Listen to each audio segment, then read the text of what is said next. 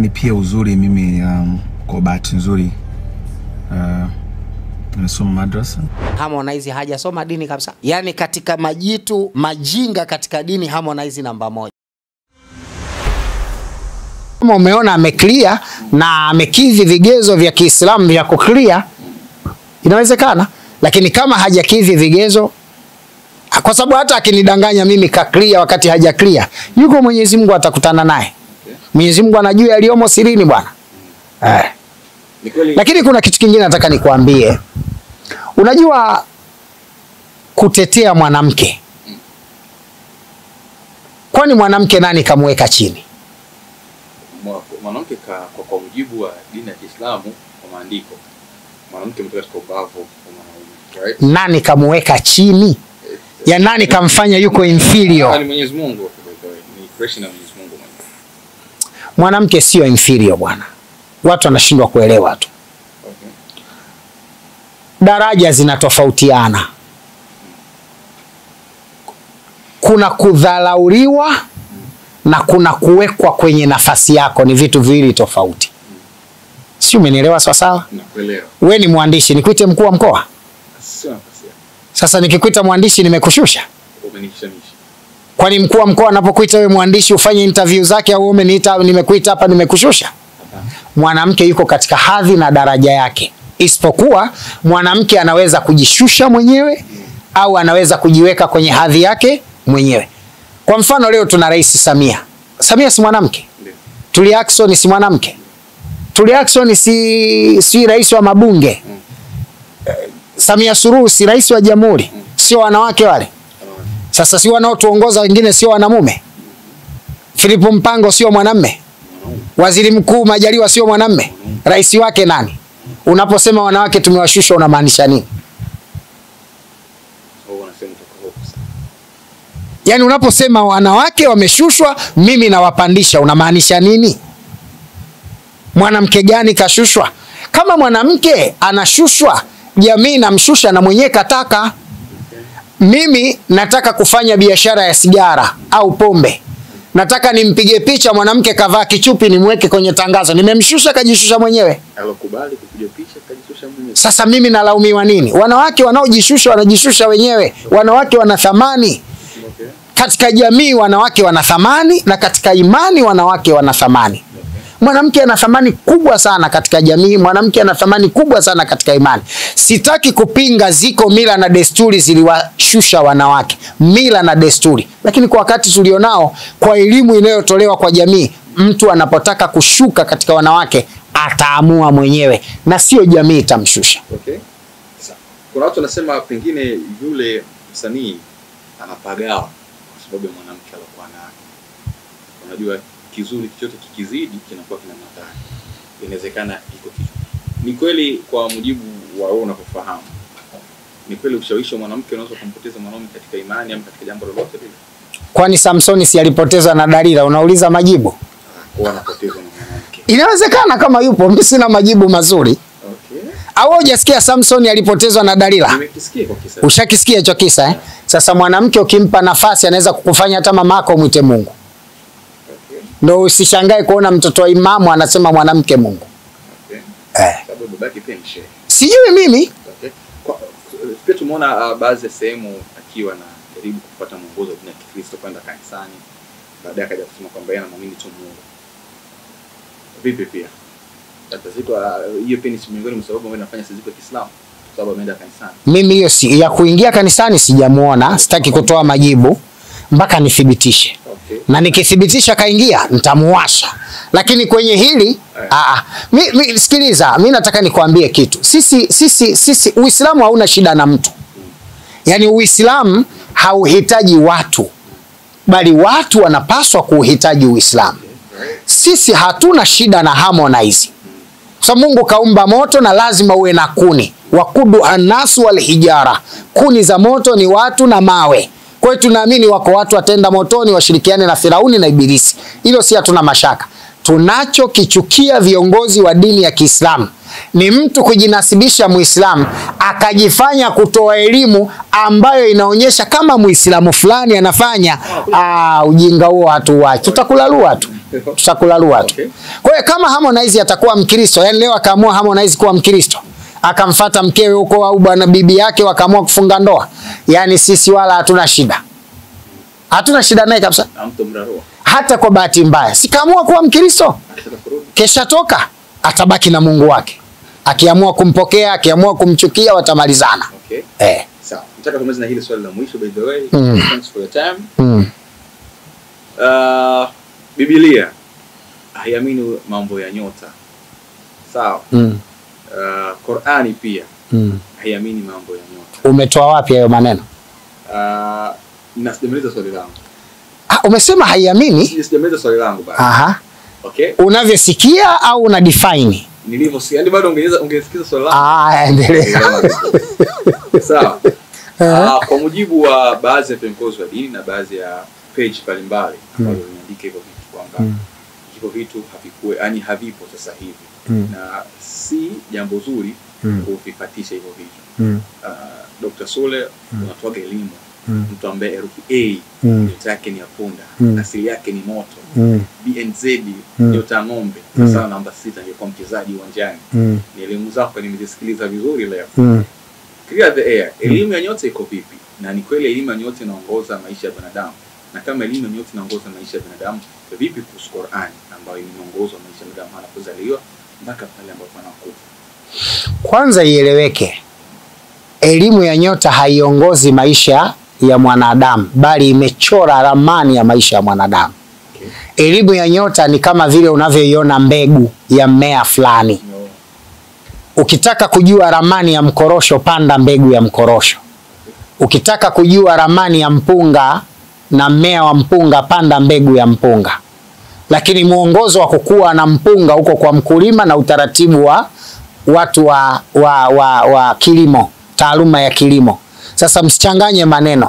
Qur'ani inamuongoza mwanadamu katika maisha yake juu ya yeye na Mwenyezi Mungu na viumbe wengine atakavyoishi nao, kuyajua mema na mabaya, kujua haki na batil, kujua ya leo na ya kesho, kujua yalikotoka, alipo na anapokwenda katika maisha ya kispirituale.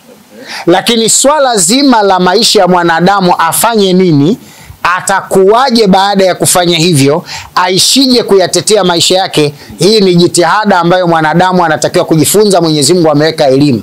Katika elimu ya tiba, wasomi wamejaribu kuangalia maisha ya wanadamu katika mfumo wa nyota na wakaona kwamba hilo jambo lipo na wakaandika vitabu. Sasa kama we huna elimu nalo, usiseme hili halifai. Wewe unachotakiwa kusema hili misiri juu, usiseme hili halifai, halipo hili. Hao wanaosema, na mimi nawajibu hao. Na mimi nawajibu hao kwamba kama huna jambo elimu nalo, usiliseme halifai au hulitaki au halipo. Kwa sababu hao wanaotoa tafsiri za nyota, wale wanaotafsiriwa nyota wanasemaje? Ndio sio? Sasa swali linakuja, ikiwa anayetafsiriwa anaona vile vilivyo ndivyo alivyo, wewe unasema hapana, unamaanisha nini? Sasa shiriki, kwani mimi nimesema Mwenyezi Mungu ndo anafanya hiyo nyota? Shiriki ni kumshirikisha Mwenyezi Mungu kwa kumwekea Mungu washirika. Lakini sisi tunazungumzia ramani ya maisha yako, Mungu alivyokuumba. Yani mimi nikikuzungumza wewe mwanamume na una ndevu, nimemshirikisha Mungu. Si kweli ndevu unazo na wewe ni mwanamume? Huo ndo ukweli. Kwenye swala la elimu ya nyota linahitaji elimu ya tiba, na hawa hii ni taaluma maalum. Wanayo viumbe maalum waliokadiriwa na Mwenyezi Mungu na kuwa na elimu nayo. Sasa kila mmoja ana uwezo wake katika kusoma. Katika Uislamu kuna elimu ya fikhi, elimu ya sheria. Elimu ya sheria ya Kiislamu imefundisha taratibu zake. Alafu kuna elimu ya tiba, yani kutibu maisha ya mwanadamu, kuyaratibu na kuyatibu. Sasa kutibu kuna tiba za aina mbili. Kuna physical na spiritual. Ziko matibabu mengine yanahitaji kutibiwa ya kispiritual ambayo hayaonekani physical. Kwa mfano, mtu ana nuksi na mikosi, unaenda kumpima hospitali gani? Wewe unajua. Sasa ndio maana nikawa daktari. Nimewezaje kujua nyota yako na vile nikakuzungumza na mimi sijawahi kukuona? How nyinyi mnajua hivyo vitu? Kuna wengine wanasema through language, through shikera. Hivyo vitu wanasema unamshirikisha Mwenyezi Mungu. Mimi ni wasema najaribu kaji. So mimi ni maswali majaribu kujenerate. Kuna wana wengine wanasema ramli haifai. Kwa maana unamshirikisha Mwenyezi Mungu. Utasema mtu kuna mtu kazini kwako mweupe mweusi anafanyia ubaya. She carry now the same. Ninyi mnajuaje kwamba huyu mtu ananuksi? Aliyakuwa Mwenyezi Mungu amesema kwamba nitaomba katika mitihani, wapo atakaoshukuru ama atakaokufuru. Ninyi kwa mnajuaje huyu mtu umepata nuksi? Kwa nini Mwenyezi Mungu aliweka tiba na alikuwa anajua kuumwa ni mitihani? Swali linakuja kwamba nuksi nyinyi mnajuaje? Ziko njia za kuitafuta kuijua nuksi. No? No? Njia hivi. Yes. Viko vitu mwanadamu akikujia kwako akakwambia mimi biashara nilianza biashara vizuri lakini mwisho wa siku imegoma. Yako maswali 50 unamuuliza. Hayo akikutana nayo matatu tu automatically mtu ana tatizo, automatically ana nguvu za giza zimemzunguka. Swali la kwanza linakuja katika mfumo wa ndoto ambazo ndio tunaita dalili za wazi lakini huwa si lazima kujitokeza. Kwa sababu ndoto ni taarifa za Mwenyezi Mungu. Ndoto ziko za aina 3. Kuna ndoto ya Mwenyezi Mungu, kuna ndoto ya shetani na kuna ndoto kumbukizi. Ndoto ya Mwenyezi Mungu ni ile ndoto ya kukupa taarifa. Ndoto ya shetani ni ile ndoto ya kukupotosha. Ndoto kumbukizi ni ile ndoto unayoota kukumbuka yale uliyoyaishi mchana kutwa.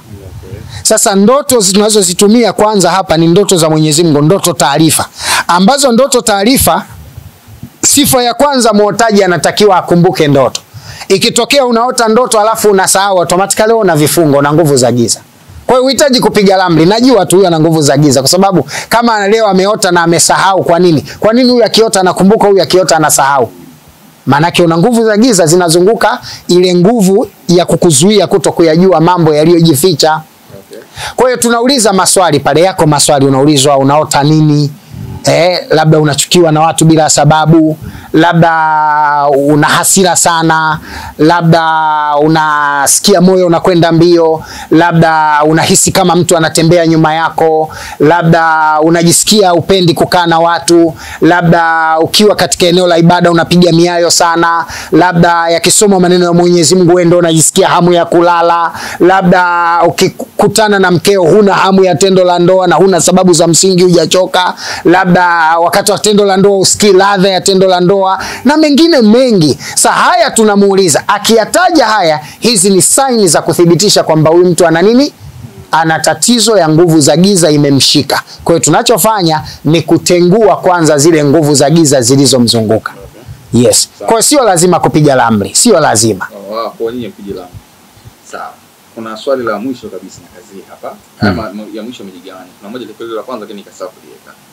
Kwenye nyota hapo. Nyinyi mnakinzana. Naomba kidogo ni utanyeka sawa. Yaani hata ukitaka kuwa mkali kuwa.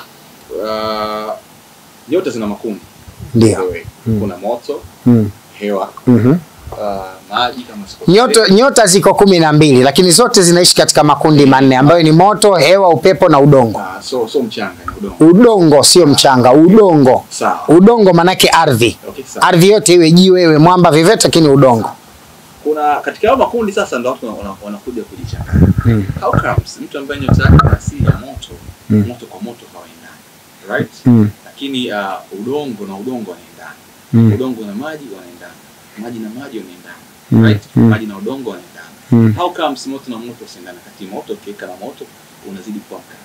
Hao ndio maswali ambayo watu wengi katika mbivu kufuatilia page nyingi ambazo zinafanya hizo mambo. Jaribu kufuatisha katika YouTube yako au mitandao yako, watu wanakuwa na maswali mengi. Kwa bahati mbaya zaidi, mbaya kwa uko busy by the way. Huwezi kuona comment zote watu. Clear the air. Kwa nini huwa mnakinzana hapa? Kuna wataalamu wengine wanasema moto na moto zinaendana na nini, watu wamekuwa na maswali mengi. Wengine wanasema kwamba huo ni ujanja tu kwenye nyota kwa sababu mnashindwa kupata majibu yaliyonyooka. Unajua tiba pia ni biashara. Sio kila anayesema anafanya tiba anajua. Sio kila mwalimu mzuri. Sio kila dereva mzuri. Sio kiongozi mzuri. Si unanielewa? Kwa hiyo sio kila aliyekaa mtandaoni na kusema mimi na taaluma ya nyota na kuzungumzia nyota anajua. Dunia leo watu wana shida sana. Kwa kila mtu akiona hii ndio chochoro ya kutafutia riziki na anajitia maneno mawili matatu, anafanya kazi ili mradi maisha yaende. Atakayeponeshwa na Mungu ndio huyo, itakayoshindikana basi ahlan wa marhaban. Na ndio maana wataaluma wengi wanaojiita watibabu wametoka katika tasnia ya tiba kwa muda mfupi. Mimi tangu nimeanza kutibu sasa na miaka 18 na bado ndo yani kila kukicha ndo nazidi kuwa maarufu. Manake sifanyi vibaya kwenye kazi. Ningefanya vibaya saizi ningekuwa nishafunga ofisi na nishakimbia nchi. Sio, umenielewa? Kwa hiyo ninachotaka nikiseme kwenye swala la nyota gani na gani zinakaa pamoja, hiyo ni taaluma. Wengi wanakurupuka. Kwa mfano, nyota tumesema ziko makundi manne, kuna moto, udongo, hewa na maji. Moto, hewa, udongo na maji. Makundi manne katika zile nyota 12. Gari ikiharibika inahitaji spare. Mnaweza mkafika mahala mkaoana watu wenye nyota zisizotakiwa kukaa pamoja. Mfano, mmeoana maji na moto, hamwezi kwenda. Hamwezi kwenda. Au mmekutana moto na udongo, hamwezi kwenda. Au mmekutana upepo na udongo, hamwezi kwenda. Mnaweza kujikuta mnapata lakini hamna seva. Mnatoa sana kwa sababu mtakuwa mnavutana. Au mkakutana moto na moto. Mnaweza kuwa na mafanikio ya kiuchumi lakini hamna maelewano ndani kwa sababu wote wakubwa. So huyu ni powerful na huyu ni powerful, mnabishana tu. Kila mtu anataka awe bosi kwa mwenzake, hamwezi kuishi.